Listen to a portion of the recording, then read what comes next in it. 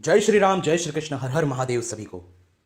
तो आज जैसे आपने टाइटल देख लिया है, हमने सोचा बहुत दिन हो गए हैं इस्कॉन को एक्सपोज नहीं किया है इस चैनल पे, तो चलो करते हैं। तो आज का जो एक्सपोज है वो बहुत बड़ा है। बड़ा इसलिए है क्योंकि क्योंकि लोग अज्ञानी हैं, लोगों ने कुछ पढ़ नहीं रखा। तो अलग अलग प्रकार से इस्कॉन, रामपाल, ऐसे जो लोग हैं वो लोगों को मूर्ख बनाने पे तुले हुए हैं। अब ऐसी भी अफवाहें फैलाई जाती है भाई कि शास्त्रों में विष्णु या कृष्ण के लिए ही भगवान शब्द इस्तेमाल हुआ है, या श्री भगवान उवाच जो है वो सिर्फ भगवान विष्णु या कृष्ण के लिए है। जबकि ये इतना फालतू झूठ है जिसकी कोई सीमा नहीं है। क्योंकि अगर किसी ने सिर्फ एक पुराण भी पढ़ा होगा ना, ज़्यादा पुराणों की बात भी नहीं कर रहा, सिर्फ एक पुराण पढ़ा होगा, तो वो अच्छे से जानता है कि भगवान शब्द, हाँ, वाल्मीकि के लिए भी यूज़ हुआ है, सूत गोस्वामी के लिए, सूत जो महर्षि थे उनके लिए भी इस्तेमाल किया गया है, पराशर जी के लिए भी इस्तेमाल किया गया है, वेद व्यास जी के लिए तो किया ही है, सुखदेव जी के लिए भी कितनी जगह पर किया गया है, और जितने भी इवन मार्कंडे मुनि, भरत मुनि, जितने भी आत्मज्ञानी ऋषि हैं जिनको आत्मज्ञान प्राप्त हुआ है उनके लिए किया गया है। और उपनिषद जो कि स्वयं श्रुति है, हाँ, वैदिक मंत्र है, उनमें तो महर्षि पिपलाद और जितने भी, मतलब जो भी गुरु के पास जाते थे ज्ञान लेने, तो अपने गुरु जी को भगवान शब्द से ही संबोधित करते थे। वो मैं आज दिखाऊंगा कि भगवान शब्द आखिर में इतना कॉमन है कि जिसकी कोई सीमा नहीं है, बहुत कॉमन है। जो भी सेल्फ रियलाइज्ड हो जाता है उनके लिए भगवान शब्द इस्तेमाल किया जाता है। क्यों? क्योंकि उपनिषद और शास्त्र कहते हैं कि जो आत्मज्ञानी होता है वो जो चाहे कर सकता है, लेकिन आत्मज्ञानी हो तो समस्त संसार का वैभव ऐश्वर्य उसका होता है। क्यों? क्योंकि वो उस स्थिति में होता है जब उसने वो रियलाइज कर लिया कि मैं सर्वव्यापक चैतन्य हूँ और ये सब कुछ मेरे अंदर है, ये सब कुछ मुझ पे आश्रित है। तो प्रकृति का जितना भी भोग है, ऐश्वर्य है, वो सब मुझ चैतन्य पे टिका हुआ है, मेरे कारण इनका अस्तित्व है। तो वो उस स्थिति में स्थित होने के बाद ये जितना भी ये भोग ऐश्वर्य है वो जो चाहे सिर्फ संकल्प मात्र से प्राप्त कर सकता है। उसके पास अनंत ज्ञान होता है। क्यों? क्योंकि वो सर्वज्ञ हो जाता है। ऐसा उपनिषद स्वयं कहती है, मैं दिखाऊंगा आपको। उसके पास अनंत ज्ञान, अनंत शक्ति, अनंत ऐश्वर्य, सब कुछ अनंत मात्रा में हो जाता है, क्योंकि वो सर्वरूप हो जाता है। मैंने तो बहुत बार दिखाया है ये वाली चीज़ कि वो सर्वरूप हो जाता है, जो चाहे संकल्प मात्र से कर सकता है। आज मैं उपनिषद को खोल के भी दिखाऊंगा बाद में। पहले ये जो इनका ये एकदम फालतू हर जगह जो फैला रखा है कि भाई भगवान शब्द सिर्फ इनके लिए है, तो ये छोटा बच्चा भी जिसने एक बुक सिर्फ पढ़ी है, सिर्फ एक बुक, वो भी इसको रिफ्यूट कर सकता है। ये बड़े बड़े महर्षि, ऋषि, सप्त ऋषियों को भी भगवान शब्द बार बार संबोधित किया गया है। इवन अष्टावक्र जी को भी प्रभु, भगवान ऐसे शब्द से संबोधित किया गया है। जितने भी महर्षि आत्मज्ञानी है सबको किया गया है। और यहाँ पर ये स्पेशली जो वीडियो है वो शिव जी पर है, क्योंकि ये लोग आराम से तर्क देते रहते हैं ये फालतू का कि देखो भगवान शब्द तो सिर्फ है ना ये कृष्ण या विष्णु के लिए ही है, भगवान वाच भी सिर्फ इनके लिए होता है।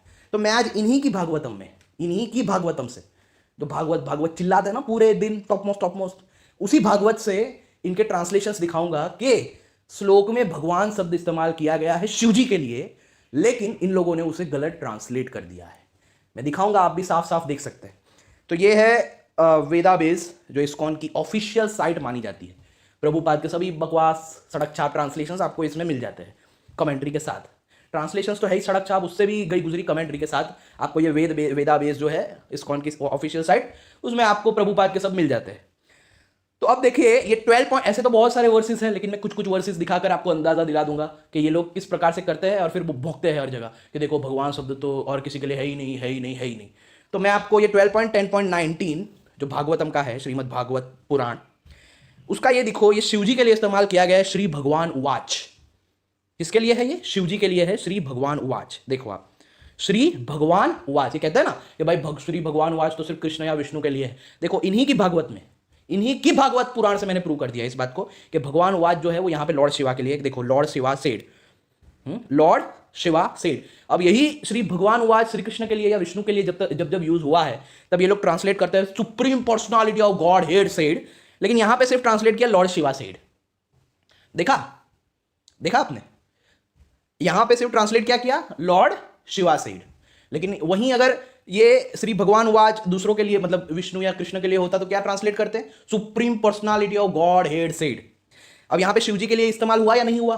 तो इनका ये पाखंड जो है वो खंडित हो गया। यहां पे शिव जी के लिए श्री भगवान वाच हुआ है, ये खुद भी कहते हैं लॉर्ड शिवा सेड, कि लॉर्ड शिवा ने कहा, तो लॉर्ड शिवा के लिए यहां पर भगवान शब्द इस्तेमाल हुआ है। देखो खंडन हो गया इनका। और भी जगहों पर ये देखो 12.10.10, 12.10.10 में ये देखो श्लोक में भगवान, ये देखो, तो यहां पर भगवान का ट्रांसलेशन ये करता है द ग्रेट पर्सनालिटी। जहां जहां श्री कृष्ण या विष्णु जी के लिए भगवान शब्द है वहां पे ट्रांसलेट करते हैं supreme personality of God head, और जहां पे दूसरों के लिए भगवान शब्द आता है वहां पे ये ट्रांसलेट करते हैं ग्रेट पर्सनालिटी, यानी महापुरुष, ग्रेट पर्सनालिटी। तो ये देखो, understanding the situation very well the powerful Lord. हाँ, अगर विष्णु या कृष्ण के लिए यहां पे होता भगवान शब्द तो है ही, तो यहां पे ट्रांसलेट करते the supreme personality of God head Krishna employed his mistake power. लेकिन यहां पे भगवान शब्द है, यहां पे लिखा द ग्रेट पर्सनालिटी, और यहां पे लिख दिया the powerful lord Shiva employed his mistake power, employed his mystic power to enter within the sky of Markande's heart just as the wind passes through an opening। तो यहां पे भगवान शब्द फिर से शिव जी के लिए इस्तेमाल हुआ इन्हीं की भागवत में, इन्हीं की भागवतम में। अब ये देखो 12.10.18 यहां पे भी भगवान शब्द इस्तेमाल हुआ है शिव जी के लिए। ये देखो भगवान, Suta Goswami said in this words praised he, भगवान आदिदेव, आदिदेव यानी जो आदि है सभी देवी देवताओं के वो, और भगवान भी इस्तेमाल हुआ है भगवान, तो भगवान का ट्रांसलेशन क्या किया the powerful lord Shiva. Krishna या विष्णु के लिए होता तो क्या करते the supreme personality of godhead. तो ये देखो Suta Goswami said lord Shiva the foremost demigod, यहां पे आदि देव है कि जो देवों के भी आदि है, देवों के भी आदि है यानी बिगिनिंग है, उसका ट्रांसलेशन करता है द फॉरमोस्ट ऑफ डेमीगॉड्स, और यहां पे भी वही लिखा the Lord Shiva the foremost demigod. तो यहां पे भी शिव जी के लिए भगवान शब्द आया है, देखो भगवान शब्द शिव जी के लिए भी आया है। तो ये तो बस 3 दिखाए हैं, ऐसा तो पाखंड इन लोगों ने अपने ट्रांसलेशन में किया ही हर जगह। तो मतलब खुद ही गलत ट्रांसलेट करते हैं और खुद ही वीडियो बना के यहां वहां वीडियो बना के भौंकते रहते हैं पूरा दिन कि भाई भगवान शब्द तो किसी और के लिए है ही नहीं, है ही नहीं, कृष्णा के लिए ही है, विष्णु के लिए ही है, और किसी के लिए है ही नहीं। और इनकी ही भागवत से मैंने तीन श्लोक दिखा दिए कि जहां पे शिव जी के लिए भगवान शब्द है, और ये भगवान शब्द कोई उतना बड़ा नहीं है, ये लोग बहुत बड़ा चढ़ा के भौंकते हैं। रियलिटी ये है भगवान शब्द तो ये जैनों में भी है, ये जैन जो है जैन लोग उनमें भी भगवान शब्द है आत्मज्ञानी के लिए। और एक बात कि अकॉर्डिंग टू हिस्टोरियंस, क्योंकि हिस्टोरियंस तो सबसे पुराना ये हमारा मानते नहीं है, अकॉर्डिंग टू हिस्टोरियंस बुद्ध के लिए सबसे पहले ये भगवान शब्द भगवतो शब्द ये इस्तेमाल किया गया था। भगवतो भगवान, आप कोई भी बुद्धिस्ट ग्रंथ को पढ़ेंगे तो वहां पे बुद्ध के लिए यही है कि भगवान, भगवतो सेड, भगवा सेड। तो ये कोई बहुत बड़ा शब्द नहीं है। हाँ, और अगर आप पुराण पढ़ेंगे तो सबके लिए आपको भगवान शब्द मिल जाएगा। इवन कोई व्यक्ति जो है वो एक सेल्फ रियलाइज्ड वो वृक्ष के पास जाता है तो वो वृक्ष को भी बोलता है हे भगवान, हे भगवान। तो ये कोई बहुत बड़ा वर्ड नहीं है, बहुत कॉमन है। लेकिन क्योंकि लोग अज्ञानी हैं, लोगों को कुछ पता नहीं है, इसलिए ऐसी बातें भी प्रचलित है जो एकदम चाइल्डिश है और एकदम ही फालतू बकवास है, जिनमें कोई सच्चाई ही नहीं है। तो देखो मैंने आपको दिखा दिया, अब मैं आपको दिखाता हूं कि भाई भगवान शब्द कितने कॉमनली उपनिषदों में ऋषियों के लिए आराम से इस्तेमाल किया गया है।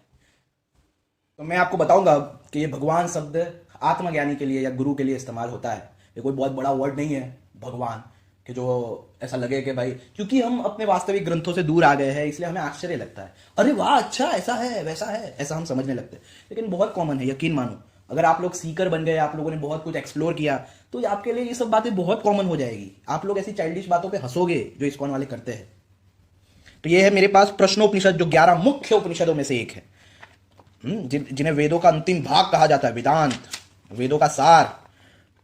तो ये सबसे पहला मंत्र ही, सबसे पहला मंत्र, सबसे पहले मंत्र में ही ये देखो,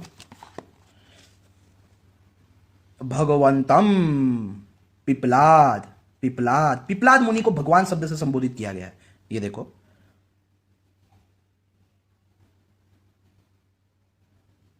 भगवान पिपलाद के पास यह सोचकर कि ये हमें उसके विषय में सब कुछ बतला देंगे, हाथ में समिधा लेकर गए। कौन? भगवान पिपलाद। तो देखो भगवान शब्द सबके लिए है, हाँ, और वो भी श्रुति से मैं दिखा रहा हूं। आप सोचो श्रुति की क्या मतलब, उससे बड़ा कोई है नहीं कुछ। ये देखो यहां पे भी मंत्र 1.3 प्रश्नोपनिषद, यहां पे भी ये देखो, भगवन कुतो भगवन तदंतर कात्यायन कबंधी ने गुरु जी के पास जाकर पूछा, भगवान यह सारी प्रजा किससे उत्पन्न होती है? ये देखो, अपने गुरु जी को बोल रहे हैं भगवान। हाँ, और ये क्यों बोल रहे हैं, मैं आपको आज उपासना का भी साइंस बताऊंगा, क्योंकि कितने लोग बड़े उछल रहे हैं कि भाई ये उपासना वो उपासना। मैं आपको उपासना का साइंस उपनिषदों के माध्यम से बताऊंगा कि उपासना के पीछे क्या साइंस है, ये उपासना आखिर क्रिएट क्यों की गई। आज मैं वो साइंस आपको रिवील कर दूंगा ताकि आप ये पाखंडियों का मुंह बंद कर सको अपने ज्ञान के माध्यम से। तो ये 2.1 में फिर से भगवान शब्द इस्तेमाल हुआ है, ये देखो। तदंतर उन पिपलाद मुनि से विदर्भ देशीय भार्गव ने पूछा, भगवान इस प्रजा को कितने देवता धारण करते हैं? उनमें से कौन कौन उसे प्रकाशित करते हैं और कौन उनमें सर्वश्रेष्ठ है? भगवान, देखा, भगवान। तो ये कोई बहुत बड़ा वर्ड नहीं है जिसको इतना होहा हल्ला मचाया दिया गया है लोगों के अज्ञानता के कारण ही। ऐसे लोग भोंकते इसलिए क्योंकि लोग अज्ञानी हैं। जब लोग ज्ञानी बन जाएंगे तब लोगों के लिए ये सब बातें बहुत कॉमन हो जाएगी, जैसे मेरे लिए है। अब 3.1 में देखो, यहां पे भी भगवान शब्द, भगवान। तदंतर उन पिपलाद मुनि से अश्वल के पुत्र कौशल्य ने पूछा, भगवान यह प्राण कहां से उत्पन्न होता है? भगवान। देखो, आपको मैंने कितने सारे बता दिए रेफरेंसेस, कितने सारे।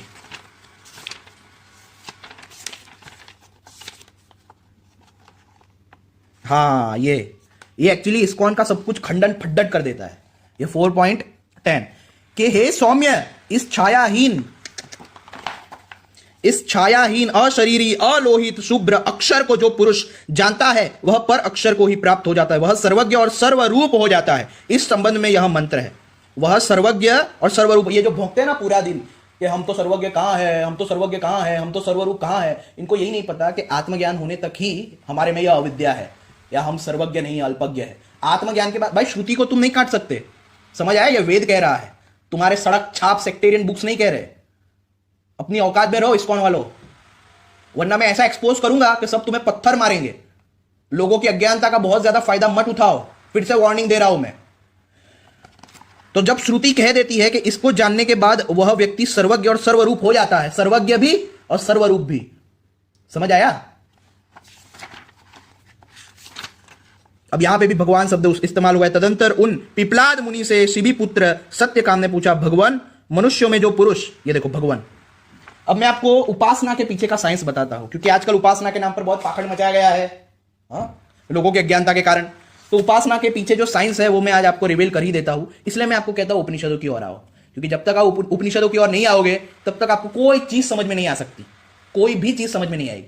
कहानियों में ही फंसे रहोगे, उलझे रहोगे और मर जाओगे। और आज मोस्ट ऑफ जो लोग खुद को स्पिरिचुअल कहते हैं, जो खुद को हिंदू कहते हैं कि मैं देखो मुझे शास्त्रों का ज्ञान है, वो सब के सब मोस्ट ऑफ उनमें से कहानियों में फंसे और कहानियों में ही मर जाते हैं। तो वो तुम स्पिरिचुअल थे ही नहीं और ना तुम हिंदू थे, क्योंकि तुम उपनिषदों की ओर आए ही नहीं। जो मेन ग्रंथ है, ऐसे जो वेदांत है, उसकी ओर तुम आए ही नहीं। तुम्हारा जीना ही व्यर्थ था।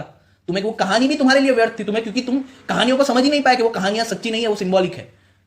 उनमें से कुछ कुछ बातें ही सच्ची है, बाकी मोस्ट ऑफ ये दर्शनों को ही सिंबलाइज किया गया है। तो क्या मतलब है तुम्हारा कहानियों को पढ़ना? व्यर्थ है, टाइम पास है। तो ये देखो 78, आज मैं बता ही देता हूं कि क्या साइंस है ये उपासना के पीछे। Sorry, negative. ये मुंडक 3 खंड 1 उसका 10वां। वह विशुद्ध चित्त आत्मवेत्ता यानी आत्मज्ञानी मन से जिस जिस लोक की भावना करता है, यानी जो जो एक लोक सोच लेता है और जिन जिन भोगों को चाहता है वह उसी उसी लोक और उन्हीं उन्हीं भोगों को प्राप्त कर लेता है, यानी तुरंत उसमें ये सत्य संकल्पता आ जाती है। ये सब तो योग सिद्धियों में भी है, वो 8 सिद्धियां जो है योगी की, योग मार्ग की, वो आप पढ़ लीजिए। इस्कॉन वाले तो इतना भी नहीं जानते कि वहां 8 सिद्धि क्या है। अगर जानते होते तो ऐसी फालतू बकवास नहीं करते जैसी वो भोंकते हैं हर जगह कि ये करके दिखाओ, वो करके दिखाओ। जब पहले तुम लोग 8 सिद्धियां पढ़ के आओ इस्कॉन वालों, फिर आना। 8 सिद्धियों में एक ईशत्व भी है, ईशत्व पता होगा। ईशत्व क्या है जरा वो एक बार सर्च कर लो सर्च, फिर तुम कमेंट में करना या यहां वहां किसी को भी भोंकना कि ये करके दिखाओ, वो करके दिखाओ। तो आत्मज्ञानी जो होता है वो जिस जिस लोक की भावना करता है या जिन जिन भोगों को चाहता है वो तुरंत उसे प्राप्त कर लेता है। इसलिए ऐश्वर्य की इच्छा करने वाला पुरुष आत्मज्ञानी की पूजा करे। एक्चुअली यही साइंस है उपासना के पीछे का। हम सगुण साकार 5 ईश्वरों की उपासना करते हैं, या हम कहते हैं ना एनलाइटेंड बीइंग्स, जो एनलाइटेंड हो चुके हैं, जैसे आदि शंकराचार्य जी, ज्ञानेश्वर जी, महाअवतार बाबा जी, और भी बहुत सारे ऐसे एनलाइटेड बींग्स हैं जिसकी हम उपासना करते हैं, तो हमें समझ नहीं आता यार ये इनकी उपासना क्यों कर रहे हैं, इनकी पूजा करने से क्या होगा। तो भाई श्रुति स्वयं कहती है कि आत्मज्ञानियों की उपासना करनी चाहिए, क्योंकि क्योंकि वो मुक्त आत्मा है, वो कुछ भी कर सकते हैं, वो प्रकृति को कंट्रोल कर सकते हैं, तो वो कोई भी इच्छा हमारी पूरी कर सकते हैं, हम पर कृपा कर सकते हैं, इसलिए उपासना करनी चाहिए। हमारी चित्त शुद्धि कर सकते हैं। जैसे स्पिरिट गाइड होता है ना, स्पिरिट गाइड्स के हमें मोक्ष के रास्ते पे जो हमारे लिए सही है उसका रास्ता प्रशस्त करते हैं, रक्षा करते हैं, हमें पहुंचाते हैं। आत्मज्ञानी लोगों को स्पिरिट गाइड समझो, ये सगुण साकार ईश्वरों को आपका स्पिरिट गाइड समझो कि वो हमारा गाइड करते हैं आत्मज्ञान तक पहुंचने में। अगर इस दृष्टि से देखोगे तो कोई शंका नहीं रहेगी। They are all spirit guides, they are your guides. उन लोगों ने आत्मज्ञान प्राप्त कर लिया है, वो लोग आत्मज्ञानी है और मुक्त है, इसलिए जो चाहे कर सकते हैं। लेकिन आप लोग आत्मज्ञानी नहीं हुए हो, आप लोग अज्ञानता में हो, तो आपको भी उस स्थिति पर पहुंचाने के लिए वो लोग प्रयत्न करते हैं, आपकी मदद करते हैं, इसलिए उनकी उपासना करनी चाहिए। कितने लोग पूछते भी है भक्ति का क्या वो है, उपासना का क्या कारण है, क्या साइंस है। तो इसके पीछे साइंस ये है कि वो लोग उस स्थिति पर पहुंचे हुए हैं जिस स्थिति पर तुम्हें पहुंचना है, वो पहले से पहुंचे हैं, तो इसलिए वो लोग तुम्हारी मदद कर सकते हैं उस स्थिति तक तुम्हें भी ले जाने में, तुम्हें भी उस स्थिति को प्राप्त कराने में। वो लोग तुम्हारे गाइड्स है, they are your spirit guides. अगर सगुण साकार ईश्वरों को और ये जितने भी मुक्त है जो उस अवस्था में पहुंच चुके हैं ब्रह्म की, और मुक्त आत्माओं की तरह जो चाहे कर रहे हैं, हालांकि उनमें इच्छा नहीं रहती लेकिन स्वतंत्रता तो है, तो उनको आप अपना स्पिरिट गाइड समझो कि वो उस अवस्था को प्राप्त कर चुके हैं जिसे अब मुझे प्राप्त करना है, तो वो मेरी हेल्प करेंगे, मेरी मदद करेंगे, इसलिए मुझे उनकी उपासना करनी है। अगर इस तरीके से उपासना को देखोगे तो आपको कोई शंका नहीं रहेगी, ये साइंस है इसके पीछे का। अब यही द्वितीय खंड में 3.2.1 में यह आता है कि वह आत्मवेत्ता इस परम आश्रय रूप ब्रह्म को, जिसमें यह समस्त जगत अर्पित है और जो स्वयं शुद्ध रूप से भासमान हो रहा है, जानता है। देखो, आत्मज्ञानी जानता है, इसलिए जो निष्काम भाव से उस आत्मज्ञ पुरुष की उपासना करते हैं वे बुद्धिमान लोग शरीर के बीजभूत इस वीर्य का अतिक्रमण कर जाते हैं, अर्थात इसके बंधन से मुक्त हो जाते हैं। ये देखो, ये मत कहना मायावादी भाष्य, भाष्य तो ये है भाई, भाष्य तो अभी दिखाया ही नहीं है, ये तो मैं ट्रांसलेशन दिखा रहा हूं सिर्फ। नहीं तो कितने लोग मायावादी भाष्य, इनको यही नहीं पता कि भाष्य का अर्थ कमेंट्री होता है, और कमेंट्री तो मैंने दिखाया ही नहीं है, और ट्रांसलेशन तो सबका सेम है, कहीं पे भी देख लो यही ट्रांसलेशंस मिलेंगे।